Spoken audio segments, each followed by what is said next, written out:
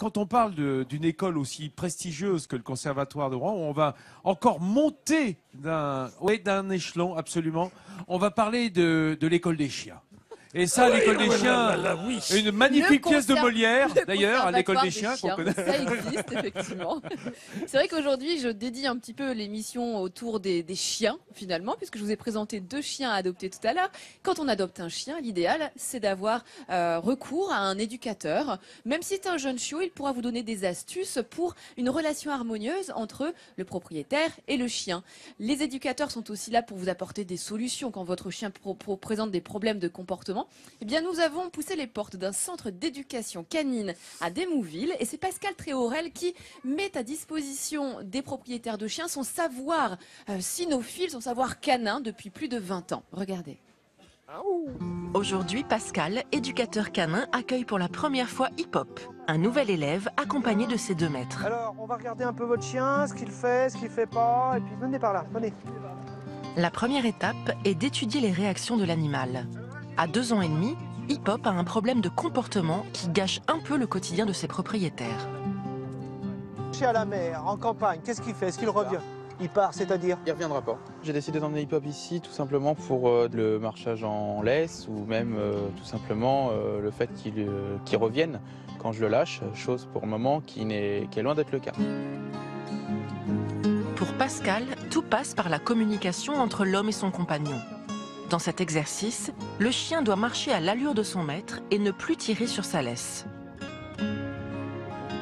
Dis-tu vraiment que c'est bien? Vous le regardez, ouais, t'es un bon chien. Il faut vraiment que le chien se dise, ouais, là, c'est ça qu'il me demande, mon maître. Et dès ce premier cours, Hip Hop comprend ce qu'on attend de lui.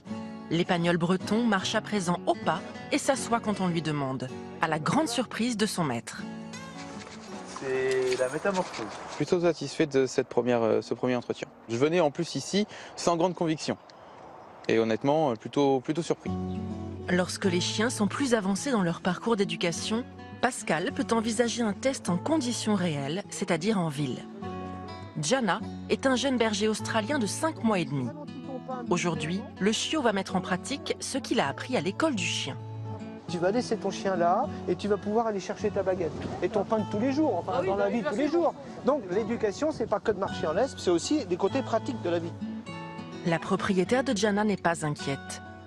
Sa chienne suit les cours de Pascal 1 fois par semaine depuis l'âge de 2 mois. Attendre son maître lorsqu'il fait une course, savoir monter en voiture, refuser la nourriture que pourrait donner un inconnu, ce sont toutes ces petites choses du quotidien que Pascal apprend aux chiens et à leurs propriétaires dans son école. On ne peut pas s'en passer, c'est impossible de vivre sans chien. Ce que je voudrais, c'est partager avec mon chien toute la vie, tout ce qu'on peut faire avec. Ça m'intéresse. Et ça, c'est peut-être une petite fierté que j'ai. J'ai transmis, je pense, à beaucoup de gens ma passion. Et beaucoup de gens maintenant voient leur chien différemment. Chaque année, Pascal accueille dans son école entre 350 et 400 chiens. Mais en fin de journée, c'est avec Gadak et Huxel, ces 2 border collies, qu'il aime passer des moments privilégiés, des instants de complicité que décidément rien ne pourrait remplacer. Et quand on a un chien qui est bien éduqué, quand on a les bases d'éducation idéales, eh bien on peut commencer à pratiquer des activités un peu originales avec son chien. Et en l'occurrence, Anthony, bonjour, c'est ce que vous faites avec votre chien Phoenix. J'ai dit tout à l'heure qu'on allait accueillir un couple de champions du monde. C'est vous, Anthony et Phoenix. Vous êtes champion du monde, doublement champion du monde de canicross. Qu'est-ce que le canicross, Anthony? Alors, très bonne question, bonjour à tous. Le canicross, c'est ni plus ni moins l'union de l'énergie d'un chien et d'un humain dans un sport commun qui est la course à pied. D'accord. Pour faire simple, le chien tracte l'humain dans un effort de... Alors là, on a vu justement dans le reportage un chien qui tractait, mais là, c'était pas tellement un comportement qu'on souhaitait. C'est ça. En l'occurrence, Phoenix vous tracte aussi quand vous courez. Exactement. Le chien va apporter un surplus d'énergie dans l'effort. Oui. Donc, on va aller plus vite que ce qu'on ferait tout seul. Et donc, Oui. c'est vraiment un lien de complicité qui va se créer avec le chien, une symbiose au travers du sport. Alors, vous nous avez donné de magnifiques images que l'on va pouvoir voir, où l'on sent justement cette complicité qui vous unit avec votre chien, Anthony. Au départ, vous êtes un triathlète. Oui. Et alors, on va voir justement sur les images que vous pratiquez finalement un petit peu comme du triathlon avec votre chien. C'est ça. Là, on vous voit nager avec Phoenix.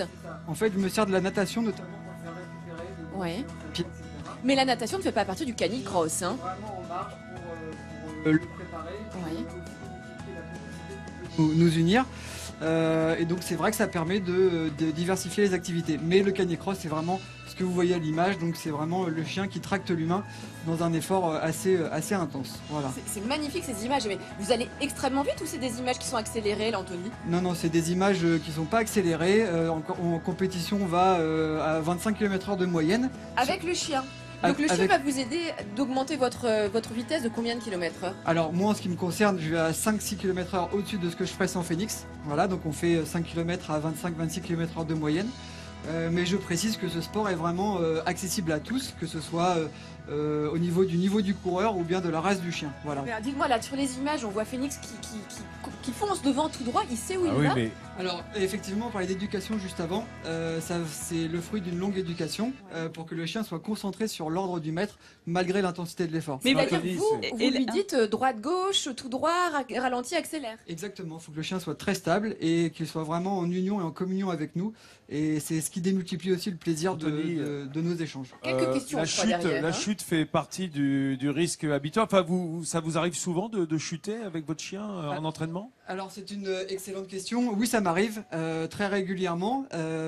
Mais après, c'est quelque chose qu'on apprend à maîtriser. Mais c'est vrai que la survitesse fait qu'on doit mesurer et maîtriser cette survitesse. Et voilà. Donc ça fait partie des risques. Vous entraînez combien d'heures par jour? Tous les jours, donc c'est entre 1 heure et 3 heures par jour. Ah oui, quand même. Ça demande du temps. Ouais. Voilà, et puis après il y a la préparation aussi du chien, donc il y a 2 fois plus d'entraînement. Voilà. À 25 km/h, 1 heure à 3 heures à 25 km/h. Non, ça c'est vraiment que pour les compétitions. Mais après on s'entraîne différemment comme n'importe quel athlète, mais il faut préparer le chien et l'humain pour qu'on puisse partager la même synergie d'efforts. Ça c'est important. Et pour cette activité sportive, vous avez choisi une race assez particulière quand même. Vous n'avez pas choisi un petit caniche pour courir à 25 km/h.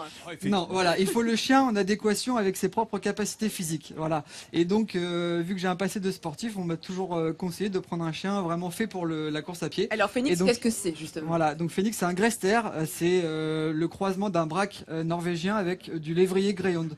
Donc il est assez haut et assez long, et il a la puissance du braque. Voilà, donc c'est vraiment un athlète à part entière. Donc finalement, le couple, vous et lui, êtes du même niveau, j'ai envie de dire, pour pouvoir pratiquer le canicross. C'est la condition sine qua non pour pouvoir s'exprimer ensemble. Voilà. Vous nous avez ramené le matériel justement indispensable à la pratique du canicross. Oui. De quoi s'agit-il? Là, j'ai l'impression que c'est un harnais, c'est ça? Alors ça, c'est tout à fait. C'est un harnais donc qui va aller sur Phoenix. Donc il y a 3 ustensiles importants. Le harnais donc que vous voyez là et que vous avez vu tout à l'heure sur les images. Ensuite, il y a une longe élastique qui va relier l'humain et le chien. Et puis un baudrier qui va nous permettre de venir autour de nous de manière à pouvoir ressentir l'attraction du chien. Voilà. Bon, écoutez, moi, ça me donne en tout cas vraiment envie de me mettre à la course à pied, de me remettre à la course à pied avec un chien. Je trouve que c'est une bonne façon de pratiquer du sport et d'avoir une relation de complicité avec son animal. Tout à fait. Et donc, je donne des stages un petit peu partout et on va dire que 80% des gens qui font du canicross ont démarré le canicross pour justement aller dépenser leur chien, etc. Et ils se sont mis ensuite à la course à pied grâce à leur chien. Voilà, donc c'est une belle démarche. Et vous souhaite bon courage pour les championnats du monde en Pologne en 2017 pour être triplement champion du monde avec votre ami Phoenix. Merci. Formidable, Anthony, bravo. Et bravo le chien aussi. Ah oui, bravo aux deux. Hein. Dis donc, Hélène, pendant que tu nous montrais ces magnifiques images, moi j'avais un cours de comédie par Alexis. On a appris à faire quoi? Oh non, Guillaume. Alors c'est Guillaume.